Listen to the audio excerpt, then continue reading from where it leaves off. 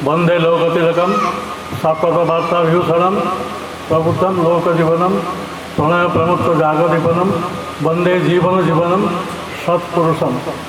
परमाराध्य परम ब्रह्म श्री ठाकुर परम पूज्य पास श्री आचार्य को चरण मेरा सत्सत नमन। उपस्थित दादा एवं माताएँ, देवी और सज्जन, ये बहुत खुशी की बात है कि आज हमारे यहाँ हरिद्वार में परमदास श्री ठाकुर अंकुरचंद्र जी का 137वां जन्म दिवस बड़े पैमान पर, बड़े हर्षोल्लास से, बड़े जोश खोश से मनाया जा रहा है।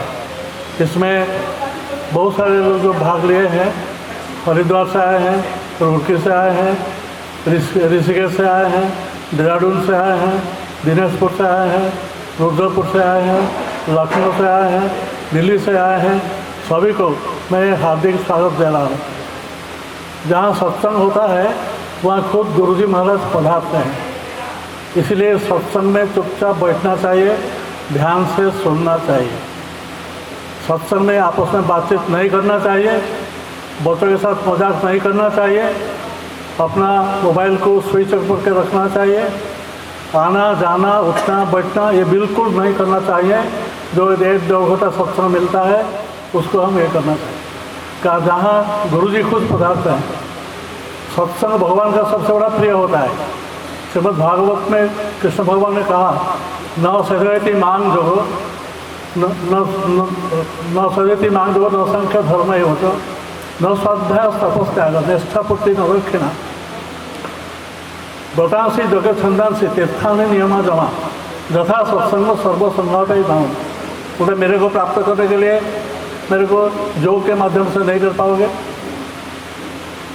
संख्या के माध्यम से नहीं कर पाओगे, धर्म के माध्यम से नहीं कर पाओगे, वेदाध्ययन के माध्यम से नहीं कर पाओगे, दक्षिणा के माध्यम से नहीं कर पाओगे, व्रत से नहीं कर पाओगे, यज्ञ से हवन से नहीं कर पाओगे, तीर्थाटन से नहीं कर पाओगे, नियमा जमा प्राणायाम से नहीं कर पाओगे।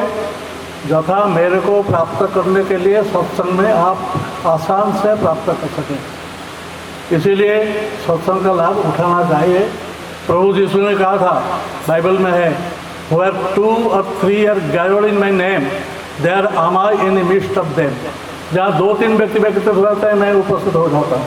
इसलिए सत्संग का इतना महत्वपूर्ण सत्संग है।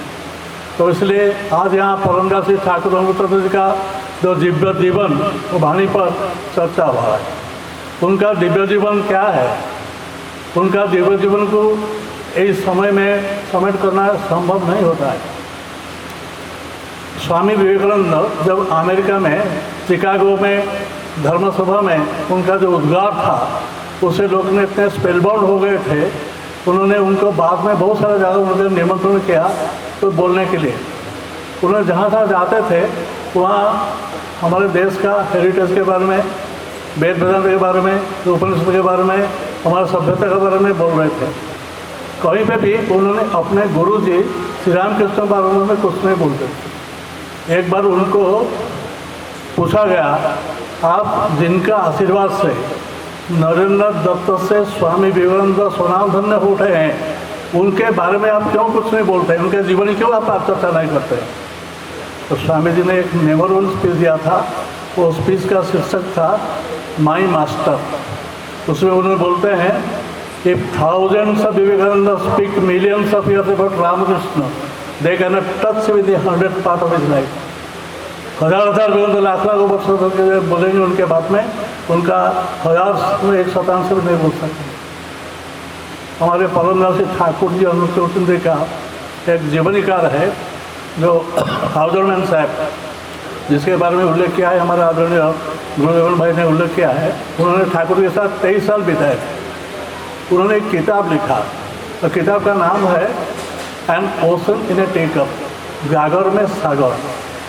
वो किताब का प्रीफेस में उन्होंने लिख रहे हैं, Shri Shri Thakur अंकुरचंद्र I heard about and came to know was as vast as an ocean. I have just kept a sample of it from that ocean for those who do not have the privilege of living on the shore of that ocean. तो जैसे ठाकुर के जीवन में महासमुद्र जैसा है, उसके तत्पर मैं हूँ। अब मुझे जितना उनके बारे में सुना हूँ, जाना हूँ, देखा हूँ, अनुभव किया हूँ, उससे 1 कप पानी लाके किताब में रखा हूँ। ए sample for those who do not have the privilege of living on this earth person, जिनको ये मौका नहीं मिला है वो महासमुद्र के तट पर जाने के लिए, उनके लिए 1 कप में रखा। तो ऐसा जो बातें है, इनके बारे में बोलना इतना आसान नहीं। श्री ठाकुर जी कौन है, ठाकुर जी क्या है? आप जहाँ पे हम सत्संग करते हैं हरिद्वार है। हरिद्वार में आप जानते हैं, हरिद्वार एक साधु संतों का मुल्क है। यहाँ 1000 साधु आते हैं। महाकुंभ मेला में 1000 साधु को आप देखते दर्शन करते हैं। वो साधु संतों को आप जो देखते हैं, उनका क्या आइडेंटिटी है, क्या पहचान है, उनका क्या पोशाक परिच्छद है। साधुओं को जो हम देखते हैं, उनमें किसका माथा के चूल का बहुत रकम का विन्यास होता है, किसका दाढ़ी है, किसका मूछ है, किसका टीका है, रकम का टीका भी होता है, लगाते हैं। और उसका हाथ में दंड कमंडलू है, किसके हाथ में त्रिशूल है, किसके हाथ में और कुछ है, कोई गेरुआ पहन के रखा है, कोई चरणों में खड़म पहन के रखा है। ऐसा साधुओं का परिचय हमारे साथ है, ये हरिद्वार में हम देखते हैं रोज। परमदयाल श्री ठाकुर जी का ऐसा साधु थे, जिनको हम देख रहे हैं फोटो में, जैसा वे बैठे हैं। मैं उनको 1962 से 1968 तक 5 बार दर्शन करने का मेरा मौका मिला था, सुधर मिला था। जैसा आप देख रहे हैं फोटो में, वैसा ही उनको मैं देखा। एक सादा सीधा व्यक्ति, एक सफ़ेद धोती पहने हैं, कभी कभार हुक्का पीते हैं और लोगों के साथ बात करते हैं, समस्या का समाधान करते हैं, सुपारी खाते हैं, पानी पीते हैं, हंसी मजाक करते हैं। इस तरीके से एक व्यक्ति, जिनके जो साधु का पहचान है हमारे देश में कुछ भी नहीं है, ऐसा एक साधु। ये साधु क्या है? लेकिन ऐसा एक साधु के पास उस जमाने में जाने माने बहुत साधु आते हैं। रामकृष्ण मठ और मिशन के प्रेसिडेंट थे स्वामी अभेदानंद महाराज। उन्होंने, उनका एक किताब था लाइफ आफ्टर डेथ। तो किताब बहुत पॉपुलर हुआ। तो उन्होंने श्री ठाकुर जी को दर्शन करके आए थे, दर्शन करने के आए थे पावना में। ठाकुर से बात करके बहुत मुग्ध हो गए और उन्होंने अपना विजिटेशन में ठाकुर जी के बारे में बहुत प्रशंसा करके लिखे चले गए। श्री ठाकुर जी के पास आई थी इंदिरा गांधी के जो सदगुरु थे, जिनका समाधि इधर आपके इधर कंखल में है, माँ आनंदमयी 2 बार ठाकुर जी के पास आई। ठाकुर जी के पास एक साधु आए थे जो पश्चिम बंगाल में बहुत जाने माने साधु है, जिनका आश्रम यहाँ हरिद्वार में है। उनका नाम है सीताराम दास ओंकारनाथ। ये सीताराम दास ओंकारनाथ ठाकुर जी के पास आए थे अपने भक्त शिष्य के साथ। उनका एक किताब है, जो किताब का नाम है मकर बाबा, उनका टाइटल है। वो किताब में उनका भक्तों को सवाल करता है, पूछता है, वो उत्तर देते हैं। जब से उत्तर देते हैं हमेशा बोलते हैं राम राम सीताराम, ऐसा बोल के उत्तर देते हैं। तो उस भक्तों ने उनसे पूछते पूछते कहा कि एक संस्था में देखा, जिस संस्था में रोज़ सुबह तो भक्तों ने गुरुजी को खाने पीने से पहले, सूरज निकलने से पहले पैसा देते हैं। ये पैसा का क्या कारोबार है? ये धर्म जगत में कमर्शियल क्या है? ये तो व्यापार व्यवसाय हो जाता है। सीताराम दास ओंकारनाथ ने गंभीर से कहा राम राम सीताराम, तो क्या बोल रहा है? तो जिनके बारे में बोल रहा है उनको लाखों लाखों लोग सुबह शाम प्रणाम करते हैं। कोई गुरु को शिष्य कुछ भी नहीं दे सकता है। तो जिसको बोलता है कि पैसा देते हैं, ये पैसा नहीं है, वो शिष्य का कर्मफल है। गुरु जी ने दया परवश होकर उसको कर्मफल को खंडन करते हैं, खींच लेते हैं। ऐसा ही वो शिष्य गुरु का संपर्क होता है। कर्मफल खंडन करके शक्ति कोई साधु संत का नहीं है, कोई देवदेवी का नहीं है और किसी का नहीं है। एकमात्र जो जीव पुरुषोत्तम है, जो त्रिकालदर्शी है, जो अभ्रांत है, जो सर्वशक्तिमान है, उन्हीं का ही कर्मफल खंडन करने का शक्ति है। तो इस तरीके से उन्होंने कहा तो इष्टभूति नहीं है, ये कर्मफल को खींच लेते हैं सदगुरु पैसा के माध्यम से। शिष्य ने चुप हो गया और कुछ नहीं बोला। तो किताब में पढ़ा था 2 दिन पहले, कुछ मेरा याद था, कुछ भी याद नहीं था। 1982 में परम पूज्य वर्ष से बड़दा सपरिवार पुरी में ठाकुरवाड़ी में पढ़ा रहे थे। उस समय श्री बड़दा के पास जो सब बैठते थे, पूरे पास दादा भी बैठते थे, तो बोलते थे सबको अपना अनुभव बोलने के लिए बोलते थे। मेरे को बोले तेरा क्या अनुभव है बोल। मैं कहा मैं किताब पढ़ा था, उसका नाम है मुकार वाला, उसमें इष्टभूति के बारे में इस तरीके से सीताराम शोकरनाथ ने कहा है। बोला ने सुन के तो एकदम खूब खुशी हो गए, ऐसा व्याख्या की है इष्टभूति के बारे में साधु ने। तो किताब मेरे को ला कर दो। मैं किताब मेरे पास उसमें नहीं था। वहाँ उनका जो आश्रम था, वो आश्रम में जाकर देखा, वो भी कहे यहाँ हमारे किताब नहीं है। कोलकाता में उनका जो मेन आश्रम है, आप उधर जाइए, उनको सब किताब का सब किताब को मिल जाएगी। मैं आके पूज्यपाद दादा से कहा कि ऐसा बात है, यहाँ नहीं मिल रहा है। पूज्यपाद दादा ने तत्काल कोलकाता में सिटी स्टूडेंट स्ट्रीट के जो इंचार्ज थे प्रोफेसर डॉक्टर गौतम चक्रवर्ती, उनसे फ़ोन किया, सीताराम दास शोकरनाथ के जितने सारे किताबें हैं सब किताब आप लेके आ जाइए, कल सुबह तक पहुँच जाइएगा ट्रेन में। गौतम चक्रवर्ती ने सारे किताब लेके आ गया। नेक्स्ट डे दादा ने वो किताब हमको पकड़ा दिया। मैं और गौतम चक्रवर्ती दोनों देखते थे। मेरा तो दिल का धड़कन सुख हो गया था। मैं तो बहुत साल पहले पढ़ा था, है कि नहीं है, क्या है, कैसा है। हम दोनों देखते देखते ठाकुर जी के अशेष दया से मिल गया। एक जैसा मैं बोला था ऐसा लाइन उसको मिल गया। तो उसको हम लेके पूजा दादा को दे दिया और देख के बहुत खुश हो गए।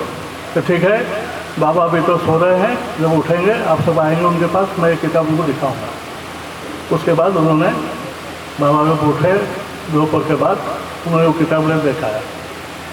ठाकुर जी ने कहा कि इस जन्म में उनका उतना ही प्राप्ति था, दर्शन। दृष्टि से भी एक दीक्षा होता है, जिसको बोलते हैं चाक्षुष दीक्षा। दर्शन से दीक्षा प्राप्त हो जाता है। उनका उस तरीके से उनका दीक्षा प्राप्त हो गया है। दृष्टि तमार मिष्टि हुए सृष्टि तादे छड़े पड़ुक, तुम्हार तृप्ति स्वस्थि पोषण अंतरे वो दीप्त ठाकुर की वाणी है। तो ऐसा एक साधु श्री ठाकुर जी है जिनका जन्म जयंती आज मित्र मना रहे हैं। श्री ठाकुर जी क्या थे? मैं तो बोला ठाकुर जी साधु थे, इस तरह के साधु ठाकुर जी नहीं थे। बहुत सारे साधु ठाकुर जी पास आते थे। ठाकुर जी क्या शिक्षाविद थे। ठाकुर जी मैट्रिक परीक्षा नहीं दिया, लेकिन Thakur ji national medical school से जो चिकित्सा विज्ञान पढ़ा उसमें उनको सर्टिफिकेट नहीं मिला। ठाकुर जी आके अपने गांव में चिकित्सा स्टार्ट कर दिया। लोगों को चिकित्सा करने में ठाकुर डिटरमिन्ड हीलर, जिसको चिकित्सा तो उसको ठाकुर जी के हाथ में कोई भी मरीज को भी डेथ नहीं है, उसका डेथ नहीं हुआ। किसी से कोई पैसा नहीं पैसा लेने दे। चिकित्सा उनका पैसा नहीं था, क्या नशा था, लोगों का सेवा करना। सेवा करते करते वहाँ के जितने सारे पहले चिकित्सक थे उनका सब पैसा बंद हो गया। ठाकुर जी ने इतना लोगों से लोग उनको पालकी में बैठा के गांव से गांव ले गए। उन्हें न चाहते हुए भी लोग उस समय उनको 500 रुपया फीस देते थे, और वो फीस को लेके वो मरीजों के पीछे खर्चा करते थे। उनका फॉर्म के लिए, दवाई दारू के लिए उनके खर्चा करते थे। एक भी पैसा अपने पास नहीं रखते। ऐसा जो ठाकुर जी थे वो जो चिकित्सा करते थे, कुछ दिन चिकित्सा करने के बाद ठाकुर ने देखा कि जितना सा चिकित्सा, बहुत सारे डॉक्टर है, हॉस्पिटल है, दवाई है, मैं मेरा जीवन का मूल्यवान समय को इसमें क्यों व्यय करूँ? ये जितने सारे रोग व्याधि है, ये रोग व्याधि का जड़ कहाँ पे है, इसका मूलभूत कारण क्या है, क्यों लोग अस्वस्थ होते हैं? उन्होंने उसमें निष्कर्ष से पहुँचा कि सारे रोग व्याधि का जड़ है मनुष्य का मन। मन में ही रोग का जड़ होता है। मन जब दुर्बल हो जाता है, अशक्त हो जाता है, बहुत सारे रोग घर दबाते हैं। तो मन को कंट्रोल करना, मन का इलाज करना। तो मन है कहाँ पे? मन का स्थिति कहाँ है? हमारे ह्यूमन एनाटॉमी में अभी तक मन का स्थिति पता नहीं चला कहाँ पे ह्यूमन एनाटॉमी, ह्यूमन माइंड कहाँ पे है। कुछ साल पहले हमारे दिल्ली में एम्स में ऑर्गेनाइजेशन मेडिकल साइंस में एक ह्यूमन माइंड के ऊपर सेमिनार हुआ। उसमें बहुत सारे देश विदेश से बहुत सारे जाने माने चिकित्सक आए थे। उसमें न्यूरोफिजियोलॉजिस्ट थे, न्यूरो साइंटिस्ट थे, साइकोलॉजिस्ट थे, पैरासाइकोलॉजिस्ट थे, साइकेट्रिस्ट थे, बहुत जाने माने। तो ह्यूमन माइंड के ऊपर 2 दिन उनका चर्चा हुआ।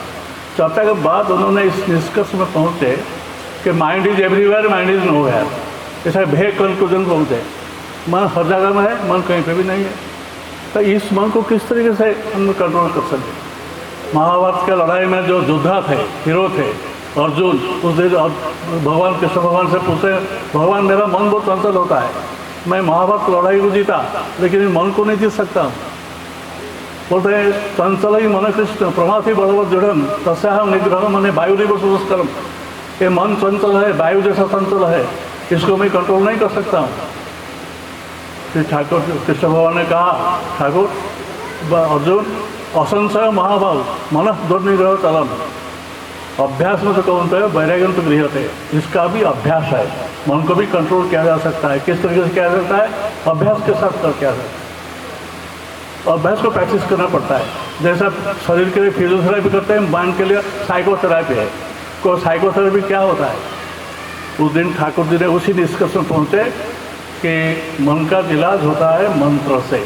मननात् त्रायते थे मंत्र, जो मन को रिलैक्स करता है, रिफ्रेश करता है, पॉजिटिव करता है, कॉन्फिडेंट करता है, प्रोग्रेसिव करता है, इंट्यूटिव करता है।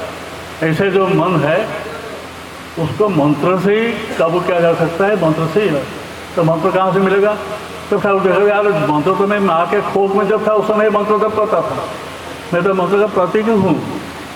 इसीलिए वही मंत्र को प्रचार करना होगा। इसे सबसे मैक्सिमम इवॉल्व नेम होता है जो मंत्र जो पुस्तक लेके आते हैं, वो मैक्सिमम इवॉल्व सर्वाधिक विवर्तित मंत्र होता है। ऐसा मंत्र ठाकुर लेके आए, तो उसको उन्हें प्रचार करने लगे। एक टीम गठन किया और गांव से गांव बुलने लगे, कीर्तन करने लगे, और धुआं कीर्तन चला और मंत्र प्रचार होने लगा। ऐसा होते होते ठाकुर जी का जब 58 ईयर्स हो गया, ठाकुर जी को देश विभाजन से पहले ठाकुर जी देवघर आ गए। 1946 सितंबर 2 सितंबर में देवघर आ गए। देवघर में भी वही लीला चला ठाकुर जी का। तो ठाकुर जी जब डॉक्टर थे, ठाकुर जी एक अजीब से बात बोला था कि death is a curable disease. अरे डेथ भी क्यूर हो सकता है? जैसा हमारे डिजीज है, निमोनिया होता है, टाइफाइड होता है, मलेरिया होता है, स्मॉल पॉक्स होता है, चिकन पॉक्स होता है, मंकी पॉक्स होता है, कोविड होता है, ये सब क्यूरेबल है। ऐसा डेथ भी क्यूरेबल हो सकता है। लोग सुन के आश्चर्यचकित हो गए, डेथ को कैसा क्योर किया जाता है? ठाकुर ने का ऑब्जेक्टिव मेथड दिया। ठाकुर विज्ञान के युग में आए हैं, व्याख्या के युग में आ गए हैं। ठाकुर जी आए हैं भीतर के युग में, विश्लेषण के युग में, निरीक्षण के युग में ठाकुर जी आए हैं, कंपैरिजन के युग में आए हैं। ठाकुर जी हर बात को साइंटिफिकली बोलने की चेष्टा की है। ठाकुर एक ऑब्जेक्टिव मेथड दिया था, किस तरीके से मंत्रों से रोगारोग्य किया जा सकता है, कठिन से कठिन रोग को कैसे किया जा सकता है, जो बोलते हैं death is curable disease. Thakur ji ने एक हॉस्पिटल किया था पावना में, 25 बेड, जिसमें जिस मरीजों को डॉक्टर ने जवाब दे दिया था, उस मरीजों को नाम के माध्यम से वहाँ आरोग्य क्योर किया जाता था। कुछ दिन वो चला, उसके बाद वो बंद हो गया। तो वही जो मंत्र ठाकुर लेके आए हैं, फिर बोलते हैं ठाकुर जी हर तरह के मेडिसिन के ऊपर ठाकुर भी भरोसा रखते हैं। Homeopathy, allopathy, naturopathy, hydropathy, Ayurveda, सबके ऊपर ठाकुर भरोसा रखता है। जिससे जिसको क्योर किया जाए उसको क्या कर सकता है। ये तो ठाकुर प्रेजुडिस नहीं होते हैं। लेकिन ठाकुर एक बात बोलते थे, आई बिलीव इन क्यूरोपैथी, जिससे लोग क्योर किया जाए, आरोग्य किया जाए। क्यूरोपैथी में विश्वास करता हूँ। ऐसा जो ठाकुर जी थे। ठाकुर जी को एक बार पूछा, ठाकुर जी कैंसर का तो कोई मेडिसिन नहीं है, अब तक तो भी कैंसर का कोई नहीं मिला है, इसके बारे में आपका क्या सोच है, आपका क्या विचार है? ज्ञान चक्रवर्ती एक केमिस्ट थे ठाकुर के पास, उन्होंने ठाकुर जी से सवाल पूछा। ठाकुर जी ने कह दिया कि एक वृक्ष है, देखो, कायाफला और आँस सेवड़ा, ये दोनों वृक्ष ठाकुर का, उसको लेके आप ट्राई कर सकते हो। लेकिन दुर्भाग्य की बात है उसके ऊपर कोई रिसर्च नहीं किया, कोई टाइम नहीं किया। ठाकुर जी एक सुपर नेचुरल पावर के बारे में बोल रहे हैं। ये सब ये जो वृक्ष, सेवड़ा, ये जो कायाफला, ये सब बात ही बात है, लेकिन ये इससे कुछ नहीं होने वाला। अभी तक कैंसर का तो मेडिसिन नहीं मिला है। एक भक्त ठाकुर जी के पास आया था कोलकाता से, उसका नाम था सुबोध चक्रवर्ती। उसका स्टमक कैंसर था, उनका कोलकाता में इलाज हो रहा था। डॉक्टरों ने उनको जवाब दे दिया था, तो उन्होंने आखिर बार आया ठाकुर जी को दर्शन करने के लिए देवघर आके ठाकुर जी को प्रणाम करते हुए रोते रोते बोला, ठाकुर जी आखिर बार मैं आपके पास आ रहा हूँ, मेरा ऐसा है, स्टमक कैंसर है, डॉक्टर ने जवाब दे दिया है। तब उनको देखने के बाद ठाकुर जी के जो केमिस्ट थे बीरेन भट्टाचार्य जी, उनको मैं देखा, दाढ़ी बीरेन बोलते हैं आश्रम में, गुरुदेव जानता है। तो उनको बोला, ठाकुर जी ने कहा कि 18 रकम पत्ता के बारे में कहा, ये पत्ता को आज संग्रह करो और इसके इस तरह के बड़ी बनाओ और कल उसको सुबह को दे दो और कैसा उसको खाना है उसको बता दो। विजेंद्र ने ऐसा ही किया, उनको दे दिया। ठाकुर जी उसे बड़ी लेके आके सुबह पहले ठाकुर जी को प्रणाम किया, प्रणाम करके चले गए। वो बड़ी खाने के बाद उन्हें स्वस्थ हो गए। वो जो डॉक्टर ने उनको जवाब दे दिया था, तो डॉक्टर ने क्या फिर उनको इलाज किया, टेस्ट किया, तो आपका तो कैंसर पूरा क्योर हो गया है, no trace of cancer in your stomach. कैसा हुआ? उन्होंने बताया ऐसा ठाकुर जी के आशीर्वाद से ऐसा बड़ी बना के दे रहे बताया ना। वो सब बात ठीक नहीं है। ठाकुर जी ये जो बड़ी पता के बात में कहा है, ये सब बहाना है। ठाकुर जी अपना सुपर नेचुरल पावर प्रयोग करके तुमको ठीक किया है। उन्होंने इसके ऊपर कुछ रिसर्च करने के लिए नहीं था। वो डॉक्टर भी देवघर आए, ठाकुर जी से पूछा, तो ठाकुर जी ऐसी बात है, उनका कैंसर था, अभी कैंसर पूरा ठीक हो गया, आप कैसे क्या किए? तो ना उसको देख के मेरे को जो अंदाज़ा हुआ, तो मैं उससे पता के बारे में मुझे याद आ गया। मैं उसको बोला था, उसको बड़ी बना के देने के लिए वो खाया। तो ठाकुर ये बात ठीक नहीं, आप अपना सुपर नेचुरल पावर प्रयोग करके उसको ठीक किए हैं, ये बड़ी ये सब बहाना की बात है। ऐसा है ठाकुर जी, जिनके ठाकुर जी क्या डॉक्टर थे, इस तरीके से डॉक्टर ठाकुर जी थे। ठाकुर जी ने क्या शिक्षाविद थे। ठाकुर जी के पास जो मैट्रिक परीक्षा नहीं दे पाया था, उनके पास देश के उस समय बहुत जाने माने शिक्षाविद आए थे। डॉक्टर अरखाट थे, कलकत्ता यूनिवर्सिटी के वाइस चांसलर ठाकुर जी के पास आए थे। ठाकुर जी के पास आए थे डॉक्टर प्राणेश्वर परिजा, उड़ीसा के उत्तर यूनिवर्सिटी के वाइस चांसलर थे, उन्होंने ठाकुर जी के पास आए थे।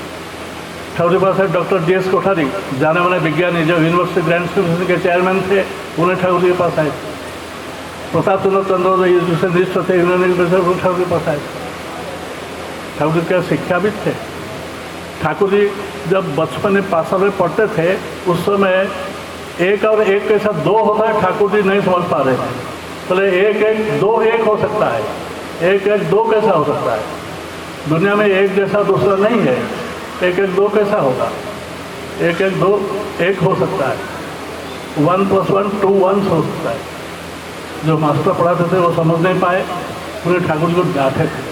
उसी दिन से ठाकुर जी ने सोचा था, हमारी जो शिक्षा व्यवस्था है, इस शिक्षा व्यवस्था में बहुत गलतियां हैं, इसको सुधारना होगा। उन्हें उसी दिन से सैंडिल यूनिवर्सिटी का प्रयोग करते एक यूनिवर्सिटी, एक अनूठा यूनिवर्सिटी होगा, जिसमें हार्वर्ड और ऑक्सफोर्ड यूनिवर्सिटी का जो करिकुलम है उसको मिला के समझ करके यूनिवर्सिटी बनाने का ठाकुर जी को उसी दिन से ठाकुर जी मन में आया था। ठाकुर जी ने तपोवन स्कूल स्टार्ट किया था अपना आश्रम में। ठाकुर जी ने उस समय ठाकुर जी पास भक्त आए थे, उनका नाम था पंचानंद सरकार। उन्हें मैथमेटिक्स और फिलोसफी में दोनों से तो MA थे। उन्होंने आके ठाकुर जी पास समापन्न हुए। ठाकुर जी ने उनसे कहा, मैं तपोवन स्कूल स्टार्ट करता हूँ, मैं चाहता हूँ आजकल मैट्रिक पास करने के लिए कितने साल लगता है स्टूडेंट को? पंचानंद सरकार बोलना 11 साल लगता है। अरे ओनली मैट्रिक पास करने के लिए जीवन का 11 साल बिताना पड़ता है, 3 साल में मैट्रिक पास नहीं किया जा सकता है। पंचानंद सर बोले ऐसा था, करिकुलम ऐसा है, सिलेबस ऐसा ही है। मैं चाहता हूँ सिलेबस को चेंज करने में चाहता हूँ 3 साल में मैट्रिक परीक्षा जैसा देख लोग पास करेंगे। 15 साल के बाद आप सोच के बोलो होगा कि नहीं। पंचायत सरकार ने 2 दिन बाद फिर आए तो ठाकुर ने सोचा किंतु ये होने वाला नहीं है। अगर आपका आशीर्वाद से कुछ हो सकता है तो हो सकता है, लेकिन ये अभी का जो जमाना इसमें नहीं होने वाला। ठाकुर जी का नहीं, ऐसा ही करना होगा। 3 साल में मैट्रिक पास करा। जैसे लोगों सुने आश्रम में सबका लोभ हो गया, 3 साल में मैट्रिक पास कर रहे होंगे, सब आगे ठाकुर जी के पास या पंचायत के पास पढ़ने के लिए। जितने सारे लोग आए उनमें सब युवा बुजुर्ग बहुत है, जिनका उम्र 60 साल का था, किसका 50 साल का था, बूढ़े बूढ़ी सब आगे मैट्रिक पास कर 3 साल में मैट्रिक पास करेंगे। ऐसे जो मौका मिला है इसको कौन छोड़ेगा। तो ठाकुर जी जिससे जो ना आते थे उनको पंचायत के पास भेज देते थे, जाओ पंचायत सर के पास। ऐसा पंचायत सरकार 2 घंटा पढ़ाते थे। जितने सर आते थे ठाकुर भेजते थे। सुबह से लेकर शाम 8 बजे तक उनका 2 घंटा ऐसा हो गया। पंचायत सरकार ठाकुर जी मेरे पास नहाना धोना खाना पीना के लिए टाइम नहीं मिल रहा है, अब जो भी आते हैं आप तो हमारे पास भेज देते हैं। ये क्या मैं कैसे क्या करूँ, ये क्या सवाल है मैं पूछ रहे हो। तुम बच्चों को टास्क दे देना और उसी हिसाब से नहाना धोना और प्रेशर कुकर में दाल चावल सब्जी सब लगा देना, उसमें प्रेशर कुकर बना के भात खा के आ जाएगा। फिर लोगों को पढ़ाना। ठाकुर जी जितने प्रकार ये बहाना किए पंचायत सरकार, ठाकुर जी सबको इस तरीके से बोलने लगे। ऐसा 8-10 बजे तक उनका क्लास हो गया, फुर्सत नहीं है। लास्ट में एक स्टूडेंट आई पढ़ने के लिए, उनका नाम था साधना देवी, जो ठाकुर जी के एल्डेस्ट डॉटर थी। उनका मैथमेटिक्स में कुछ डेफिशिएंसी था। उन्होंने ठाकुर जी कहा बाबा आपसे मास्टर से आमके पाठान हमारे मैथमेटिक्स गाइड करबे हुए। साधना देवी के ठाकुर जा मास्टर से बोलो। होटल सरकार आके बोले ठाकुर जी मेरे पास तो टाइम नहीं, 10 बजे तक मेरे को खाने पीने के लिए भी टाइम नहीं मिल रहा है, नहाना धोना के लिए सोने के लिए भी टाइम नहीं मिले, तो सोना भी तय होता है मेरे को। और टाइम कहाँ पे है ना, कब तक आपका एंगेजमेंट हो गया, ना 10 बजे हो गया, ना 12 बजे तक पढ़ा दो और 2 घंटा। पंचायत सरकार चुप हो गए। ठीक है, पहली रात उस समय आश्रम में इलेक्ट्रिसिटी नहीं था, लंठन था। टेबल के ऊपर लंठन है, एक तरफ पंचायत सरकार, दूसरी तरफ साधना देवी बैठे। मैथमेटिक्स का इंटीग्रल कैलकुलस हो रहा है, वेरी डिफिकल्ट। जब से पंचायत सरकार कलम पकड़ा उस समय से उन्होंने सो गए, खरोट लेके सोते हैं और उनका कलम चलता है, ठीक लाइन बाय लाइन कलम चल जाता है। उन्होंने खरोट लेके सो गए। साधना देवी तो इधर कैलकुलस नहीं देख रही, उनको देखता है। जब उनका आँख खोला तब समझी, साधना देवी को जब पूछी मैं क्या समझूँ, मैं तो देखा थे आप जब से कलम पकड़ा उस समय से आप सो रहे थे, खरोट लेके सो रहे थे, ये कैसा हुआ आप बताइए ना। ये तुम्हारा बाबा का ठेला से हुआ है, इसमें कुछ ये नहीं है। मेरे को टाइम नहीं दिया सोने के लिए, मैं सोया कब सोऊंगा, कैसा सब सोना तो मेरी ज़रूरत है। मैं देखा था इंटीग्रल कैलकुलस करने के लिए ब्रेन का एक पोर्शन अगर अलर्ट रहता है और कलम दोनों अंगुल अगर चलता है, इसको करते हुए रेस्ट ऑफ द बॉडी को रेस्ट दे दिया, वो सो रहे हैं। ऐसा थे पंचायत सरकार, ऐसा ठाकुर चाहते थे, ऐसा शिक्षक बनाने। जब ठाकुर के पास DS कोठारी साहब आए थे, उन्होंने ठाकुर जी बहुत बात किए थे, एजुकेशन रिफॉर्म के बारे में बहुत किए थे। ठाकुर की बात सुन के उन्हें चमक गए थे। उन्होंने कभी सोचा नहीं था कि इस तरीके से ठाकुर जी ने हर प्रॉब्लम का सोल्यूशन दे सकेंगे। उसके बाद डिटेल्स बोलने के लिए मेरा समय नहीं है, बहुत कॉलेज यूनिवर्सिटी में इसको मैं बोल चुका हूँ। तो ऐसा ही थे ठाकुर जी, शिक्षाविद नहीं हो के मैट्रिक पास नहीं करके भी ठाकुर जी शिक्षाविद थे। ठाकुर जी विज्ञानी थे। ठाकुर विज्ञान के युग में आए हैं, भीतर के युग में आए हैं, विश्लेषण के युग में आए हैं, व्याख्या के युग में आए हैं, ऑब्जर्वेशन के युग में आए हैं। ठाकुर जी किसी भी विषय को ठाकुर जी का मन बचपन से अनुसंधित मन था, इंक्विजिटिव माइंड था ठाकुर जी का। तो इंक्विजिटिव माइंड को किस तरीके से किया जाए, उन्होंने बचपन से देखते थे एक मिट्टी में जो चारा होता है, डिफरेंट चारा कैसा होता है, मिट्टी तो एक ही है। उन्होंने वो चारा को उखाड़ कर देखा, जो डिफरेंट चारा है डिफरेंट बीज है, और डिफरेंट बीज से मट्टी समान होने से भी डिफरेंट बीज से डिफरेंट चारा होता है। ऐसा इंक्लूसिव माइंड ठाकुर जी का था। ठाकुर जी जो पाट काठी में काली भर के ठाकुर जी फाउंटेन पेन बनाए थे उस समय बचपन में। ऐसा ठाकुर माइंड साइंटिफिक ठाकुर। मैं जो बात आज बोल रहा हूँ, इसको आज का विज्ञान अगर सिद्ध नहीं करेगा तो आने वाला विज्ञान इसको जरूर सिद्ध करेगा। तो विज्ञान इवॉल्व कर रहा है, और मैं हमारे मुनि ऋषि ने जो बात बोले हैं वो लास्ट वर्ड बोल दिए हैं, आखिरी बात बोल दिए हैं। इसलिए मेरे बात को आने वाले विज्ञान जरूर सिद्ध करेगा। बहुत सारे विज्ञान का क्वेश्चन उनको केशव भट्टाचार्य का ठाकुर किए थे, उसका उत्तर ठाकुर बहुत सरल तरीके से उत्तर दिए थे। कॉस्मिक डस्ट ठाकुर ने दिखाया था आश्रम में, देवीदा रेवतीदा सबको मेमोरी के सामने खड़ा होकर देखो ये कॉस्मिक डस्ट कैसे आता है। कोई समझ नहीं पाते, देख नहीं पाते, ठाकुर जी देख रहे थे। ऐसे ठाकुर जी थे, जिनका दृष्टिकोण था इंट्यूटिव दृष्टिकोण ठाकुर जी का था। ठाकुर जी क्या साधु थे, मैं बताया जैसा ठाकुर जी किस तरह के साधु थे। ठाकुर जी ने क्या नेता थे, लेकिन ठाकुर जी स्वतंत्रता संग्राम में भाग नहीं लिए। मतलब फ्रीडम स्ट्रगल चलता था, उसमें भाग नहीं लिए। ठाकुर के दौरान में तमाम फ्रीडम स्ट्रगल हो रहा था। बहुत स्वतंत्रता संग्राम में ठाकुर के पास आए थे, जिसमें महात्मा गांधी आए थे, जसवंत चित्तरंजन आए थे, नेताजी सुभाष बोस आए थे। नेताजी सुभाष बोस के पितामह तो दीक्षा भी लिए थे। उनके पास आए थे आपका लाल बहादुर शास्त्री जो प्राइम मिनिस्टर थे, उन्होंने ठाकुर के पास आए थे। बहुत सारे स्वतंत्रता संग्राम ठाकुर के पास आके स्वतंत्रता के बारे में बात बोलते थे। जसवंत चित्तरंजन के साथ ठाकुर पॉलिटिक्स के बारे में ठाकुर बोलते थे। जसवंत चित्तरंजन ठाकुर पॉलिटिक्स के बारे में आपका क्या सोच है, क्या विचार है। ठाकुर बोलते हैं politics means freedom from this, politics means service to the necessity of peoples causes, it is from my backbone. पॉलिटिक्स is which unites high with the low, rich and the poor, young and the old, east and the west. Have you not the nerves and pluck to attack the citadels of ignorance that brings about death and disaster of the mankind? Can you not hear the clangs of the weapons of India's birthright of becoming? ये बात सुन के चित्तरंजन दास एकदम संविभूत हो गए, stunted हो गए। तो ठाकुर जी बोला अभी हम स्वतंत्रता संग्राम कर रहे हैं, लेकिन इसमें हमारे पास कोई लोग नहीं मिलते जिसके ऊपर मैं निर्भर कर सकता हूँ, जिसके ऊपर मैं दायित्व दे सकता हूँ।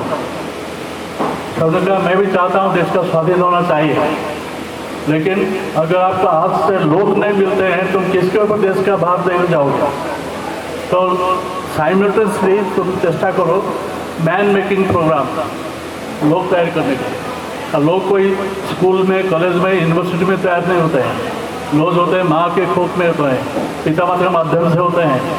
इसीलिए विवाह संस्कार होना चाहिए। हमारे देश में जो संस्कार था उसको रिवाइव करना चाहिए। और जो असहयोग आंदोलन गांधी जी करते हैं, ये असहयोग नॉन कोऑपरेशन, ये आने वाले दिनों में तुम देखोगे इंडिया स्वाधीन हो जाएगा, बाद के बाद असहयोग घर घर में असहयोग हो जाएगा। पति पत्नी में असहयोग, माता पिता बच्चों में असहयोग, स्टूडेंट टीचर्स में असहयोग, पेशेंट डॉक्टर में असहयोग, नेता जनता में असहयोग, सबके भी असहयोग है। आज हम जो देख रहे हैं और जो असहयोग आंदोलन चल रहा है देश भर में चल रहा है। उस दिन ठाकुर जी इस बात को बोले, इसीलिए ठाकुर जी के पास ऐसे बहुत सारे नेता ठाकुर जी के पास आए। तो ठाकुर जी इस तरीके से नेता थे, अपने आप को ठाकुर के भी नेता नहीं समझते थे, समाज सुधारक नहीं समझते थे, लेकिन Thakur in same principle Thakur ji सब कुछ थे। शिक्षाविद थे, विज्ञानी थे, साहित्यकार थे ठाकुर जी।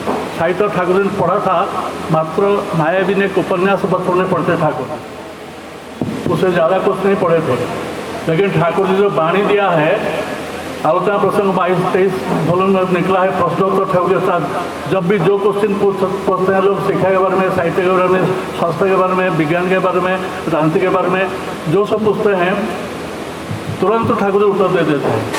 उसका वॉल्यूम अभी आलोचना प्रसंग का 23 वॉल्यूम है, द्विपक्षीय है वो 6 वॉल्यूम हो गया है। इष्ट ये ठाकुर जी का डायरी छेनापताक है, वो अभी प्रकाशित नहीं हुआ है। पतुल प्रकाशित नहीं हुआ है। जीवन द्वितीय प्रकाशित नहीं हुआ है। इस्लाम प्रसंग, इस्लाम के बारे में ठाकुर जी के पास बात हुआ था, जो खलील रहमान के बारे में बोल रहे थे आदरणीय गुरुदेवन भाई। उन्हें इस्लाम प्रसंग में इस्लाम के बहुत सारे प्रॉब्लम्स के बारे में ठाकुर जी को प्रश्न किया गया था। खलील रहमान कैसा था, उनका उत्तर देते थे। वो इस्लाम प्रसंग की किताब में 1941 में प्रकाशित, बहुत पॉपुलर हुआ। और उस समय जो मौलवी थे इकराम खान, उसको बहुत पसंद किए थे। ठाकुर जी बैठा हुए करते ठाकुर जी के पास ये सब बाणी ठाकुर जी है, 22,000 बाणी ठाकुर जी है। अंग्रेज में ठाकुर बाणी 2,500 बाणी ठाकुर अंग्रेज थे।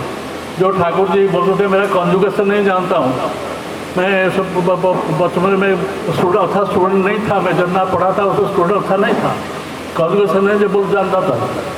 लेकिन वही ठाकुर जी ने बाणी दे रखे हैं, when ominous tyranny, tutored with felix hope, through a pythonic push of desire, reigns with a ramming blow, life greens and groans, soul rebels and subs with a panting urge for rescue, the blissful God comes down with his stitching hand। ऐसा बाणी ठाकुर जी ने अजीब सा बाणी English बोली है। एक निर्वाचन का विधवा ठाकुर जी पास टेलीग्राम भेजा था। टेलीग्राम का मैसेज था, I am going to sit for the exam election, I want your blessings. Thakur ji ने उसको अंग्रेजी में उत्तर दिया। प्रफुल्ल दास जो लिखते थे ठाकुर के पास, तो उन्होंने लिख रहे हैं, ठाकुर बोलो, let Lord bestow on you his bliss to serve him with politics, लिख दिया। प्रफुल्ल ठाकुर जी ये तो इंग्लिश पोइट हो गया, इंग्लिश पोइट्री हो गया ये। ठाकुर क्या बोल रहे हो तुम, जो कान्हा है उसको बोलते पद्मलोचन, जिसका कॉन्जुगेशन एक बोल कर सकता था, मास्टर में डांटते थे, वो हो गया किड्स। देखिए तो ईट्स नहीं पढ़ा, किड्स नहीं पढ़ा, व्हाट्सअप नहीं पढ़ा, शेक्सपियर नहीं पढ़ा, टेनिसन नहीं पढ़ा, उसको तुम बोलते हो इंग्लिश पोइट में हो गया। ऐसे ठाकुर जी थे। तो ऐसे जो ठाकुर जी थे, ये हमारा जीवन का जन्मदान का सौभाग्य है जो उनको हम सद्य रूप में प्राप्त हुए हैं। हमारे पिता माता का सुकृति है, हमारा पूर्वजों का संस्कार है। तो ठाकुर जी जो मंत्र लेके आए हैं, तो बोलते हैं मंत्र से तमाम दुनिया का सारा प्रॉब्लम का सलूशन इस मंत्र में है। और मंत्र और मेरे में कोई तफात नहीं है। जो कुछ मंत्र है मैं वो हूँ, मैं मंत्र का प्रतीक हूँ। मैं माँ के कोख से इस मंत्र को जप करता हूँ, तो इस मंत्र से सारे प्रॉब्लम का सलूशन इस मंत्र में है। इसको जितने सारे लोगों के साथ आप इसको शेयर कर सकते हैं, बहुत अच्छी बात होता है। ठाकुर जी बोलते थे 1953 में 10 करोड़ लोगों को कम से कम दीक्षा दो, ये मंत्र से दीक्षा देना तुमको बोलते थे। हिंदुस्तान में एक भी छिपकली अधीक्षित नहीं रहना चाहिए, ठाकुर जी यहाँ तक बोल दिया। और ठाकुर जी 137 साल हो रहा है। और उनका इस दौरान आज हम देख रहे हैं देश विदेश में जाति धर्म वर्ण निर्विशेष में, नारी पुरुष निर्विशेष में, स्थान पात्र निर्विशेष में 3.5 करोड़ लोग दीक्षा ले चुके हैं। ठाकुर जी जो बोले हैं 10,000 साल तक लास्टिंग करेगा। अब तो ओनली 137 ईयर्स हुआ है। तो आने वाले दिनों में जो होने वाला है जो होना होगा, इसमें कोई शक नहीं है। ये विषय आचरित नगरादि ग्राम सर्वत्र प्रचारित हमें सत्यनारायण ठाकुर जी बोले हैं। ये विषय आचरित नगरादि ग्राम ठाकुर जी ने कोलकाता में 1920 फरवरी 21 बैठे थे, हरित की बागान लेन में एक भक्तों के घर में बैठे थे। शाम में भक्तों के साथ बातचीत हो रहा था। बातचीत के दौरान ठाकुर जी ने अचानक बोला, ये डे विल कम, बोल के ठाकुर ने रुक गए। भक्तों ने कहा क्या ठाकुर बोलना चाहते हैं, डे विल कम बोल के रुक गए हैं। फिर बोला क्या तुम्हारा है, ये विषय आचरित नगरादि ग्राम सर्वत्र प्रचारित हो गई सतनाम। वहाँ एक भक्त था, उसका नाम था नरेंद्रनाथ दत्त, विवेकानंद नहीं। तो नरेंद्रनाथ दत्त ने पूछा, ठाकुर ये विश्व को क्या इतना छोटा समझते हैं, तमाम विश्व में आपका नाम प्रचार हो जाएगा। ठाकुर ने कहा, जब परम पिता ने मुंह से निकाल दिया है तो होगा होगा होगा, रुके रहे। आज ये उनका 35 साल में अभी जहाँ जहाँ सत्संग होता है, ये सत्संग का उद्देश्य होता है पहले दीक्षा ज़्यादा होना चाहिए, उसके बाद सब मिलजुल के ऐक्यबद्ध होके एकजुट हो गए एक मन प्राण से उस सबको करना चाहिए। और उसका बजट भी एकदम सरप्लस होना चाहिए। ये तीनों लक्ष्य होना चाहिए। सत्संग का उद्देश्य में ठाकुर जी बोलते हैं, उत्सव का उद्देश्य होता क्या है? उत्सव माने ही होते श्रेय सुधनी संगति और समावेश, जिससे श्रेय सुधन होता है, मंगलप्रद होता है, जो सबके लिए मंगलदायक होता है, और संगति और समावेश, जिस समावेश लोग में ऐक्य संगति आता है, जाति धर्म वर्ण सब भेदाभेद भूल के सब एकजुट होकर मिलजुल के जो उत्सव करते हैं, ये उत्सव का उद्देश्य होता है ठाकुर जी का। जो उत्सव से हमको कनेक्ट करता है, हमारा सोर्स से जो हमको कनेक्ट करता है, ठाकुर जी बोलते हैं to ignore this source is to be deprived of resources. Source को इग्नोर करने से तुम रिसोर्स से डिप्राइव हो जाएंगे। ऐसा ठाकुर जी का चल रहा है कि चारों तरफ ठाकुर जी का जन्मोत्सव मनाया जाएगा, देश भर में मनाया जाएगा, देवघर से लेकर ठाकुर जी जन्मोत्सव मनाया जाएगा। आगामी जो 19-20 तारीख देवघर में, जैसा गुरुधन भाई ने कहा, ये सत्संग का 100 ईयर्स उस दिन कंप्लीट हो रहा है, तो 100 साल सेंचुरी मनाया जाएगा उसमें। और हमारे दिल्ली सत्संग विहार में आने वाले 24 नवंबर और ये उत्सव होगा ठाकुर जी का। आप सब उसमें सादर आमंत्रित है। इन शब्दों से मेरा प्रवचन को मैं विराम दे रहा हूँ। आपका सबका कुशल मंगल की प्रार्थना करता हूँ। सर्वे भवन्तु सुखिनः, सर्वे सन्तु निरामया, सर्वे भद्राणि पश्यन्तु मा कश्चित् दुःख भाग् भवेत्। जय गुरु।